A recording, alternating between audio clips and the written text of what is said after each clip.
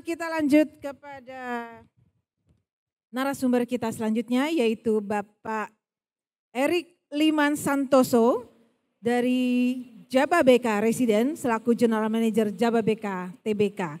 Kepada Bapak Erik Liman Santoso, waktu disilahkan. Oke, baik. Mari kita beri aplaus untuk Bapak Erik Liman Santoso. Baik, thank you Pak Tito. Oke, baik. Jadi selamat sore buat Bapak Ibu sekalian ya. Wah, ini malah dia gerak sendiri nih. Oke. Ya, jadi perkenalkan, nama saya Erik, saya adalah GM Corporate Marketing dari Jababeka Residence ya. Mungkin saya menjelaskan sedikit aja, mungkin nanti kita banyakkan ngobrol aja kali ya. Lebih Jadi enak kita, gitu ya Pak. nanti saya coba persingkat aja dari sisi slide Sip. gitu ya. Next yang ini ya berarti ya. Oh, yang di bawah sini ya Pak. Oke, baik. Oke, baik, terima kasih. Oke, jadi mungkin secara cepat memang Jababeka sendiri kita berdiri secara TBK, kita berdiri dari tahun 1989. Nah, yang menarik memang kita itu start banyak cukup berbeda dari banyak developer yang lain, di mana kami ini mulai dari kawasan industri kami. Jadi itu yang sekarang menjadi core kami. Nah, saya langsung mungkin fast forward aja, yang menarik kalau Bapak Ibu perhatikan adalah baru di tahun 2017 kita menciptakan yang namanya Jababeka Residence. Jadi sebenarnya kalau ngomong dari konteks residence-nya sendiri, kami masih junior sekali, apalagi dibandingkan dengan Ciputra misalnya. Kami masih junior sekali dari sisi residential. Tapi memang hal ini memang satu strategi yang kita persiapkan secara cukup matang ya. Jadi memang kan total kawasan kami sendiri, kami di timur Jakarta, di daerah Cikarang, itu totalnya kami 5.600 hektar ya. Jadi dari tahun 89 sampai dengan sekarang yang kami ciptakan itu adalah kami mempunyai 1,2 juta populasi orang ya, yang dimana 730 ribunya ini adalah tenaga kerja. Nah, statistik ini menjadi statistik yang sangat menarik. Karena kalau kita perhatikan itu seperti ini Bapak Ibu. Bisa perhatikan kalau misalnya contoh kita bicara ini manpower yang besar sekali. Itu bisa jadi misalnya contoh, pertama kali si A gitu misalnya, dia bekerja di salah satu pabrik di Jababeka, dia mungkin masih single. Maka si A ini dia akan membeli sebuah apartemen. Setelah itu mungkin si A ini dia menikah. Ya ketemu jodohnya di sana. Akhirnya dia pindah ke satu rumah yang rumah tumbuh, yang satu di Sport City. Misalnya nama Wimbledon. Setelah itu punya anak satu, oke akhirnya dia mulai membangun rumah, mulai renovasi. Punya anak dua nggak cukup, akhirnya dia pindah ke klaster berikutnya. Setelah itu mungkin si istri mulai ngerasa, aduh kayaknya saya butuh waktu lebih untuk keluarga. Saya mau jadi pengusaha, saya mau jadi entrepreneur. Saya nggak mau lagi jadi karyawan. Maka si istri pun akan memilih untuk misalnya membuka laundry ataupun coffee shop. Maka si istri akan membeli sebuah ruko. Jadi ini suatu growing market yang luar biasa. Nah tentunya juga Bapak Ibu, kita juga mempunyai 10.000 ekspatriat. Jadi saya sendiri termasuk orang yang tinggal di Jababeka Residence. Tetangga saya lebih sering mendengar annyeonghaseyo, konnichiwa, good morning, ni hao ma daripada selamat pagi terus. Karena emang kayak di klaster saja kita banyak sekali dengan ekspatriat. Nah, tapi satu kesimpulan yang saya mau bilang adalah strategi kami ini cenderung cukup berbeda dibanding developer yang lain karena mungkin developer yang lain membangun sebuah kota yang bagus luar biasa sekali dengan infrastruktur yang didukung oleh pemerintah dengan luar biasa. Tetapi kerjanya masih mungkin di kota-kota besar seperti Jakarta. Sedangkan kalau kami dari tahun 89 yang kami bentuk itu ekonominya dulu. Jadi setelah 1,2 juta orangnya ada, 730 ribu tenaga kerja ada, 10 ribu ekspatriat ada, mereka baru teriak, saya butuh rumah, saya butuh ruko, saya butuh tempat hangout segala macam.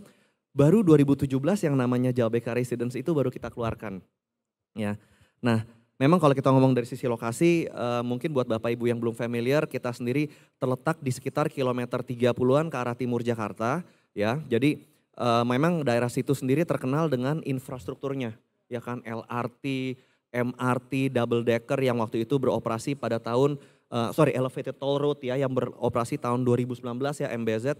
Itu saya sendiri ngalamin tuh dulu kalau misalnya tahun 2018 gitu, 2017 saya ditugaskan kantor misalnya contoh talk show di satu radio, talk show-nya jam 9, saya berangkat jam setengah 6 gitu. Tapi sekarang memang kita berasa sekali ternyata traffic itu sekarang sudah benar-benar lancar. Kayak tadi saya kesini juga saya kurang dari 1 jam ya.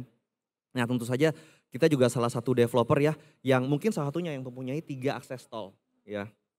Nah ini adalah ringkasan 15 ya tadi seperti ya LRT, MRT, monorail, kereta api cepat dan yang lain-lain. Memang semuanya ini terletak di kawasan timur Jakarta dan di mana ya bisa dibilang ya puji syukur itu kena imbasnya memang ke Jababeka sendiri. Nah Ini adalah kayak lokasi-lokasi yang ada, jadi orang banyak mikir mungkin kan, waduh Jabeka itu isinya pabrik gitu kan. Istilahnya, waduh pabrik nggak ada apa-apa, nggak ada tumbuhan, panasnya sama mendarat di Ngurah Rai sama aja gitu. Cuman sebenarnya pas saya sendiri sebagai orang tinggal di situ, sebenarnya kita tuh residential kami itu bisa dibilang kayak isolated di tengah-tengah dan itu benar-benar berasa langsung hijau. Dan kalau kita lihat di slide ini kan orang selalu bilang kan, kota yang maju patokannya apa? Simple, McD, Starbucks. Itu aja, McD, Starbucks. Ini tambahan Burger King, Yoshinoya, kita ada Mall Living Plaza, ada dan yang lain-lain. Ya, of course kita juga ada lapangan golf 86 hektar dan yang lain-lain ya. Jadi impression orang yang bilang, waduh ini kawasan industri pasti adanya cuman pabrik aja. Biasa teman-teman saya yang datang malah kadang-kadang saya kasih mereka yuk guys teman-teman yuk itu aja yuk staycation di tempat kita. Kita ada satu hotel, kita ada satu service apartment di sana ya. Yang waktu itu pernah memecahkan rekor di Timur Jakarta. Service apartment kami jual dengan harga lebih dari 30 juta per meter persegi dan sold out. Gitu waktu itu ya. Jadi waktu saya ajak teman-teman staycation terus mereka langsung naik buggy langsung dari apartemen kawana kita. Karena kita ini akses langsung dari apartemen. Itu langsung ngerasa lapangan golf segala macam. Orang anak sekarang bilangnya healing gitu. Jadi berasanya staycation, healing, rasanya fresh sekali. Gak berasa seperti kayak di istilahnya kawasan industri. Yang tadi saya bilang ya, Jabeka Golf sendiri sudah ada dari tahun 95. Mungkin secara singkat yang menarik kalau kita lihat dari nama-nama orang yang VIP di golf kita. Ya, itu bisa dibilang namanya tuh nama-nama Jepang, nama-nama Korea. Saya malah ngerasa kadang agak lucu juga nama Indonesianya malah minoritas. Itu yang hole in one yang yang VIP dan segala macam. Of course juga secara hotel, kami juga di 5.600 hektar kami mempunyai hotel tuh sampai dengan lebih dari 10. Nah, ini menarik. Nah, kenapa hotel-hotel bisa sampai lebih dari 10 dan okupansinya tuh bisa tinggi? Karena memang di tempat kami itu banyak sekali ekspatriat sekali lagi itu faktor. Jadi banyak sekali ekspatriat datang mungkin hanya mau 2 minggu, hanya mau sebulan dan segala macam. Makanya okupansi di hotel-hotel ini pun menjadi sangat-sangat tinggi. Of course rumah sakit juga menjadi faktor yang sangat penting ya karena terutama zaman pandemi. Sekarang udah masuk endemi ya saya rasa ya. Tapi kemarin kan dikit-dikit swab segala macam. Ini menjadi hal yang sangat penting ya rumah sakit. Education kita juga punya Presiden University ya yang terkenal juga di luaran. Kita juga punya BPK Penabur, Al-Azhar. Nah, kalau saya bilang kita ini sebagai growing city, tentunya sekolah-sekolah seperti Presiden, Santo Leo, BPK Penabur, Al-Azhar ini menjadi sekolah sangat penting. Nah, karena kan banyak kan dari usia-usia produktif itu dari umur 20-an, 30-an, 40-an, anak-anaknya ini masih sekolah semua. Jadi di sini kita bisa lihat kita juga termasuk developer yang menaruh perhatian sangat penting terhadap dunia pendidikan. Ya, ini juga Living Plaza yang waktu itu kita buka itu dibukanya itu di 2019 tepat kayaknya 3 bulan 4 bulan sebelum pandemi ya. Tapi memang kita bisa ngelihat ya sekarang sudah pulih, okupansinya tinggi, restoran-restoran penuh. Sekali lagi di sini ternyata banyak sekali keluarga-keluarga dari kelas B, A ataupun dari para keluarga-keluarga ekspatriat yang datang. Karena of course kalau kita bilang Living Plaza kan kita ada Ace Hardware, ada Informa, ada Starbucks, ada ada Marugame dan yang lain-lain. Jadi restoran-restorannya Bebek Tepi Sawah ini juga sudah bisa mencukupi untuk kebutuhan para keluarga di di Jabeka sendiri ya. Dan tentunya juga kita punya seperti apartemen juga, ada lifestyle center, saya cepet aja. Nah, mungkin ini yang tadi juga dibilang dengan Sport City ya Bu ya. Jadi kalau kita bilang Sport City sendiri itu adalah sebuah mega cluster di kawasan Jabeka Residence sendiri ya. Itu sebesar 34 hektar. Yang dimana ada residential, ada commercial, ada sport facilities dan juga mixed use. Nah apa yang membuat ini dinamakan Sport City? Karena memang bisa dibayangkan 34 hektar, itu 1 hektarnya kami berikan untuk fasilitas olahraga. Ya, dan itu fasilitas olahraganya itu outdoor. Jadi orang bisa jogging, bisa naik sepeda, bisa basket, bisa main sepak bola dan yang lain-lain. Yang dimana pembangunannya akan kami mulai pada tahun ini.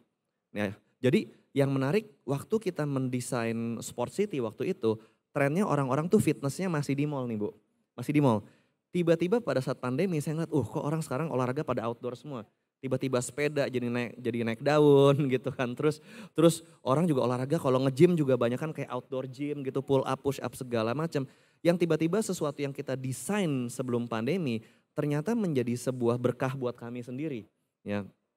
Nah ini kita bisa lihat ya, yang mendesain juga Ekom ya, internasional. Ini Bapak Ibu bisa lihat, kita kelihatan dari sini ada lapangan basket, ada apa namanya sepak bola, ada jogging, ada wall climbing dan yang lain-lain. Of course nanti ada tempat buat kebudayaan, orang juga bisa untuk main musik, ada tempat untuk F&B-nya. Ini adalah 1 hektar area dari Sport City kami ya, Sport Hub kami ya.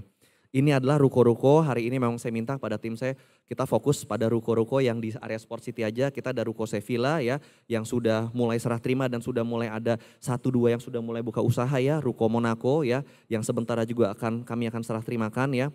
Seperti Sevilla, Monaco, Townhouse, perumahan, Rotterdam, New Wimbledon ya. Ini adalah tema-tema dari Sport City ya.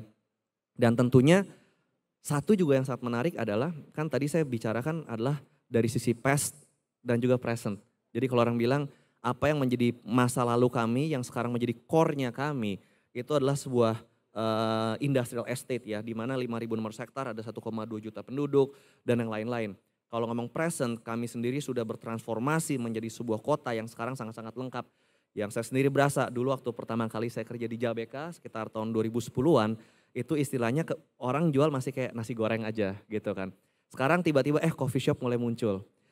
Manicure pedicure mulai muncul gitu. Jadi kebutuhan yang sudah merupakan lifestyle sekarang sudah mulai muncul. Nah, yang jadi menarik adalah apa yang akan menjadi future dari Jabeka Residence sendiri ya. Nah, tentu nomor 1 adalah untuk TOD City-nya kami ya. Yang dimana kami juga sudah mendapatkan endorsement ya dari Kementerian Perhubungan bahwa memang nanti di sini akan menjadi pusat TOD. Yang nanti bisa dibilang ya di tengah-tengah Jabeka Residence itu akan kami harapkan ya, itu nanti akan ada MRT-nya. Nah, kenapa kami bisa bilang begini secara confident? Karena bisa dibilang kami adalah salah satunya developer swasta yang sudah melakukan MOU sekitar 2 bulan, 3 bulan lalu, itu dengan MRT Jakarta, yaitu sekitar 2 bulan yang lalu kalau nggak salah. Nanti of course TOD ini sendiri nanti akan connected dengan kereta api ya, dengan commuter train, dengan dengan kereta api cepat, dengan LRT tahap 2 yang akan ada di sekitar di kilometer 34 ya, dan juga yang lain-lain. Nah ini akan menjadi future. Dan juga, nah ini yang menarik banget nih. Ini saya bilang sebenarnya seharusnya Silicon Valley-nya saya kasih tanda kutip, karena nanti namanya bukan Silicon Valley tentunya ya, tapi gambarannya kita ini mau mendesain sebuah Silicon Valley di Indonesia yang bisa dibilang hanya bisa dilakukan di Jabeka. Nah kenapa? Karena kan kita juga tahu bahwa di barat Jakarta itu juga ada sejenis Silicon Valley-nya. Tapi yang beda, di sana mungkin larinya lebih kepada e-commerce, marketplace dan segala macam. Di kita nanti akan larinya lebih kepada industri 4.0. Kenapa? Karena industri kan selalu berevolusi. Dari industri 1.0, 2.0, 3.0. Sekarang kita akan masuki industri 4.0 di mana semuanya akan connected dengan internet, dengan otomasi dan yang lain-lain. Ya, jadi kalau saya bilang nanti Silicon Valley di kita itu akan diisi dengan para anak-anak muda ya, yang saya bilang pinter-pinter semua, mereka akan bikin startup yang dimana larinya bakal lebih ke robotik. Jadi nanti para pabrik-pabrik ini, para pengusaha industri akan nanya, kita punya problem nih dengan begini, dan begini. Dan mungkin mereka akan bisa kasih solusi, mungkin dengan robotik, mungkin dengan drone-nya, mungkin dengan IoT dan segala macam. Ya, jadi ini yang akan menjadi future dari Jabeka Residence sendiri ya. Jadi dan juga tentu kalau kita bilang ke depannya ini juga tadi yang Silicon Valley ya, itu juga kami akan launching ya pada tahun ini, kita akan start small dan juga di tahun ini juga yang kami harapkan pada akhir tahun itu kita ada sebuah JV dengan sebuah perusahaan Jepang yang dimana kita akan melaunching ya sebuah perumahan yang saya bilang sangat premium. Sekali lagi kalau Kawana tadi apartemen yang premium ya, yang dimana salah satunya apartemen yang saya tahu, koreksi saya kalau saya salah ya Pak ya, yang kita dimana kita mempunyai direct access ke lapangan golf. Ya, sedangkan kalau ini nanti adalah perumahan landed yang mempunyai direct access ke lapangan golf. Jadi ibaratnya mungkin nanti ada bos-bos Jepang di sana atau tolong besok bagi jemput saya jam 6 pagi, saya mau langsung main. Itu jam 6 pagi langsung dijemput di klasternya, langsung dianterin, langsung dia bisa langsung main. Jadi ini akan di tahun ini, jadi kita juga akan tetap masuk ke market high end. Jadi sekian di presentasi saya Bu. Terima kasih, beri aplaus dulu untuk Bapak Erik Liman Santoso.